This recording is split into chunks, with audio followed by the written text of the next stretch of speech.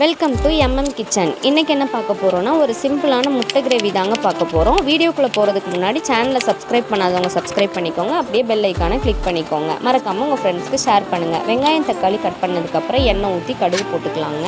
கடுகு பொரிஞ்ச உடனே வெங்காயம் போட்டு வெங்காயத்தை வதக்கிக்கோங்க. கருவேப்பிலை தலையும் போட்டுக்கோங்க.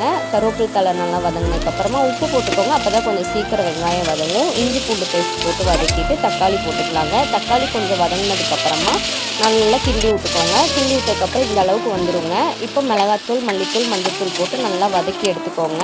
கொஞ்சம் வதக்கினதுக்கப்புறம் நம்ம ரோஸ்ட் பண்ணி வச்சுருக்க முட்டையை எடுத்து அதில் போட்டுக்கலாம். இப்போ எப்படி முட்டை ரோஸ்ட் பண்ணுறதுன்னு பார்த்துடலாம் வாங்க. எண்ணெயில் மிளகாத்தூள், உப்பு போட்டு கருவேப்பிலை தலை போட்டு வதக்கிக்கோங்க. அதில் முட்டையை போட்டு 2 சைடும் நல்லா ரோஸ்ட் பண்ணி எடுத்தால் முட்டை ரோஸ்ட் ரெடி ஆயிடுச்சுங்க. இப்போ கொத்தமல்லி தூவி நம்ம முட்டை கிரேவியை இறக்கிடலாம். அவ்வளோதாங்க. எப்படி இருக்குன்னு பார்த்துட்டு கமெண்ட் பண்ணுங்கள். மறக்காமல் லைக் பண்ணுங்கள். பாய்.